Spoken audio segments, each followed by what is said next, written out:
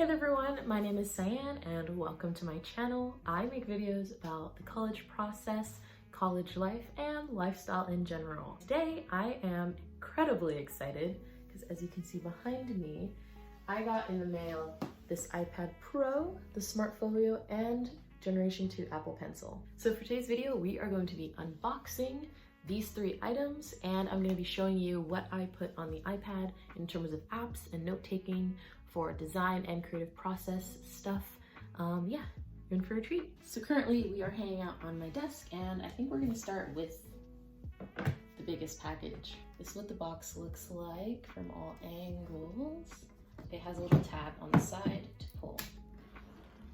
Oh, that's just my favorite.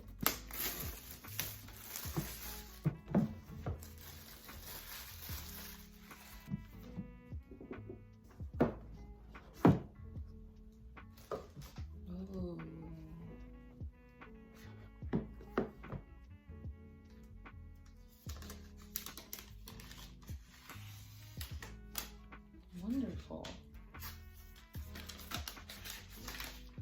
All right, so here we have it. This is the iPad. It has more cameras than my phone does. I have the XR, and that's what I'm using to film right now. And look at it. It's beautiful. It's sleek. It's gorgeous. I tried turning it on, but it seems pretty anticlimactic just because I think it's out of power completely. And in the rest of the box, we have the classic designed by Apple in California, and a charger, and USB-C. So this iPad uses USB-C instead of the lightning cable. Inside this package, we've got a little bit of instruction manual stuff, how it's used, safety and handling, and does it have little stickers in it like they always do? There we go, the stickers that I was looking for. Amazing. I'm going to immediately start charging this iPad on my laptop charger. The next thing we're going to unpack is this Smart Folio in this really pretty blue-green color. It's my favorite color. So, oh, it's saying to pull this tab, but I'm not sure if that's the right move. God. Ooh. Okay. It's like a book. So it opens and folds like this. Let's try putting the iPad on it.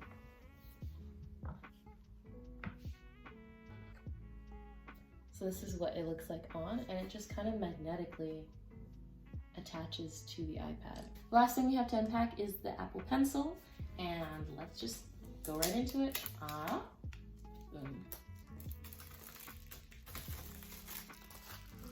So sleek, so beautiful, and it just has a little pulley and it just slides right out.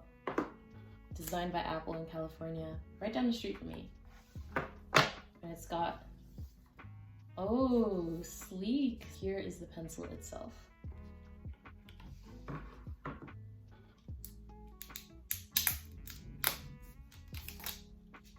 And there it is, that's all there is to it. Ooh, I can't wait to use it. All right, so now that we've unpacked all of the separate packages, let's set up the iPad itself. All right, so when I open it, it immediately turns on. We click English, United States. I'm gonna set it up manually because I don't have another iPad right now. So I've just done all of the general things, like putting in my Apple ID, putting in my Wi-Fi code, making a password, and now I'm just waiting for it to be set up by Apple. All right, so I did all of the regular things. I put in my Apple ID, I made a password, I set it up to my Wi-Fi, and now we're just waiting for it to set up, and there we go. Welcome to iPad. I'm ready to get started. All right, everyone, so I spent about a day with this iPad, just going through it, getting to know it better, and I've got a couple of apps that I use regularly, and I just wanted to show you what I do. And just for some context, this iPad is mainly for business. It got sent to me through my internship, which I'm really, really appreciative for. And for that reason, it's got a bunch of work stuff mainly, and design and art-based things. I also plan my YouTube videos on it, and you'll see a little bit about that. All right, let's get into it. Let's get started. So the home page, I have kept it exactly how it came pretty much. The only thing I added is the Spotify in the dock. and I love Spotify. It's my favorite way to get music, and I listen to their playlists, and I have a bunch of my own. This is the one I've been listening to most recently. So follow me on Spotify if you want to listen to this playlist. I like that it swipes up just like the phone and has all the apps that are open. I'm gonna close these. So let's go to the second page because I think that's a little bit more interesting. On this page, I decided to put my most regularly visited apps and apps that are more front-facing and are more for use than they are for creating, except for Procreate. So I don't love groups. I don't like how they look. So I pretty much just organize my apps based on their own aesthetic. And that's why I put these ones all on this side, kind of, just because they all follow the same format of like a white background and then a small icon. But I also organize them based on utility. So in this corner, I kind of got everything that I use for business communications. Slack is how we talk to each other as team members. Asana is how we assign tasks.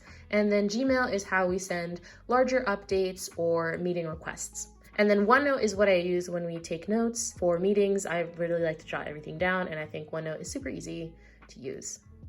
Hi everyone. Then over here is kind of what I use for most of my YouTube and business things. So I'll usually go to Procreate, and this is kind of how I do my thumbnails. This is from my latest video, you should check it out. And then I also have just a bunch of ideas for posters and like marketing things that I can do. So that's that. YouTube I use all the freaking time. It's my favorite app. I'm on it. I watch all my inspirations on here as well.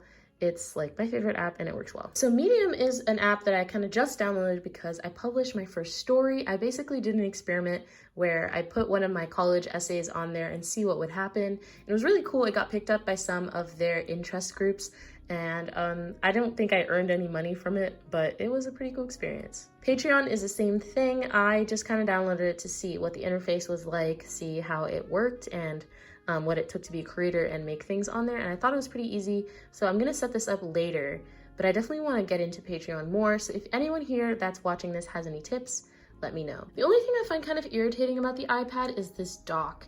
And that's because when you go to an app and then you're like, okay, I'm editing, I'm in Visco, and you're like, I'm done. Before you like swipe up to go back home, it first pops up the dock, and it feels like it's kind of in the way. And I don't really like it. It makes the like UI of it kind of tricky. Instagram is obvious. I just like going to there. It isn't very handy for the iPad, but it's just nice to have it in one place in case I just want to take a look. Pinterest, I have been using as a way for me to get inspiration for like things I'm designing for the internship, or in general, just art things. I'm also like remodeling some rooms, so just getting inspiration for like home decor stuff is really, really helpful. I haven't really used Pinterest much in the past, but I really like the interface and it gives just so many different ideas in one place. So I'm a big fan. See, that dog pops up every time. I find it annoying. All right, so I just went through all of the apps that I pretty much use on a regular basis. All right, let's talk about the second page. These are the apps I use pretty much sporadically. Skillshare, I really, really like their service, but I'm not constantly like learning stuff. I'm just going there whenever I need a project and I don't really know exactly what the process would be, or if I'm trying to just gain some skills. That's amazing and it's really great for that. I use Photoshop just kind of as a tester. I wasn't really sure if it was the best platform, and I decided that it probably isn't, but it really does work if you need a quick fix. Same thing for like Premiere Rush. I find it like not the best editing software and a little bit hard-handed, but I had to just put in this little animation from my previous video, and it was really quick and easy to do that. And I also added the music in Adobe Rush. Then I have some other apps that I want to try out in the future, like Lightroom. I know it's really easy for me to use this to edit my photos. I tried to do it with video as I'd seen other people do in the past, but it wasn't working for me, so I gave up. And then Canva, I've seen other creators using this for like their Instagram posts and other promotional posts. And today I tried to make something for my Instagram story. I really like the templates that they have, but they didn't really fit what I was looking for specifically. So I'll take a closer look at this app and try to see if I can elevate my posts. This is really much an exploratory phase in me using the iPad Pro. So if you have any suggestions for apps that are especially design focused or planning focused, I like OneNote, and I use also just the regular Notes app for my projects and notes, but I feel like there are definitely better and more streamlined processes. So if you know of those, then please leave that in the comments below. I'd love to check those out and test them out. All right, there we have it. So you just got a glimpse of me setting up my iPad. Thank you to my internship for sending this over to me. If this video was helpful and gave you a little bit of insight about what someone like me who uses design apps or makes art on my laptop and on my iPad, then please give this video a thumbs up. It completely helps me figure out what kinds of content you like and helps inform what my next video is going to be. And if you have an app that is your go-to or that you would love to suggest to me or the world, then please put that in the comment section. I love checking that out, and I hope you all have an amazing day. I'll see you in the next video.